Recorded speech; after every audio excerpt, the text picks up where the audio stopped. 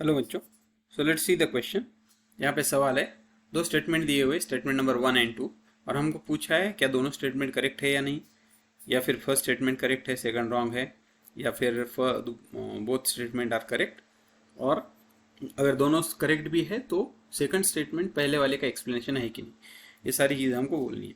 तो पहला स्टेटमेंट हम देखेंगे, the conversion of fresh precipitate to colloidal state is called as peptization. तो सबसे पहले हम देखेंगे पेप्टाइजेशन। What is peptization? देखो, अगर हमारे पास मान लो एक कंटेनर है और उस कंटेनर के अंदर कुछ कोलाइडल सॉल्यूशन है, ओके, या सोल है, ओके, कोलाइट।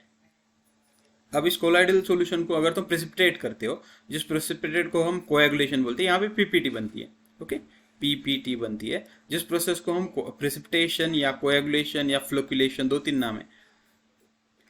अब इसमें अगर तुम कोई कॉमन आयन डाल दो, ओके, कॉमन आयन डाल दो, तो ये जो पीपीटी है वो वापस से कोलाइडल सॉल्यूशन में जाती है, और ये पूरा का पूरा सॉल्यूशन ही कोलाइडल सॉल्यूशन में कन्वर्ट होता है। मतलब पीपीटी का कन्वर्जन किस में हुआ?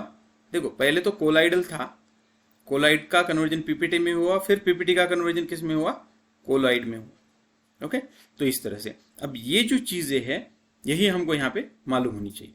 ओके, तो ये पहली प्रोसेस, इस प्रोसेस को हम पेप्टाइजेशन बोलते हैं। तो पहला स्टेटमेंट तो करेक्ट है, हम पहले स्टेटमेंट के बारे में पढ़े तो पहला स्टेटमेंट करेक्ट है।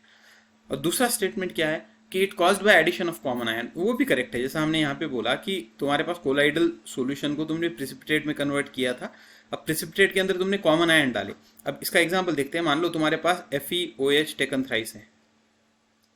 अब इसके अंदर अगर तुम FeCl3 डाल दो, FeCl3 डाल दो, तो फिर क्या बनेगा? यहाँ पे पीपीटी बनेगी, किसकी? FeOH टेकन थ्राइस की। अब ये जो पीपीटी है, ये पीपीटी अच्छी तरह से बनेगी। कब बनेगी? अगर तुम फिर से FeCl3 डालो। मतलब इसमें कॉमन आयन कौन है? Fe+3। यहाँ पे भी कॉमन आयन कौन है? Fe+3। मतलब सेकंड स्टेटमेंट भी तुम्हारा क्या है? करेक्ट है।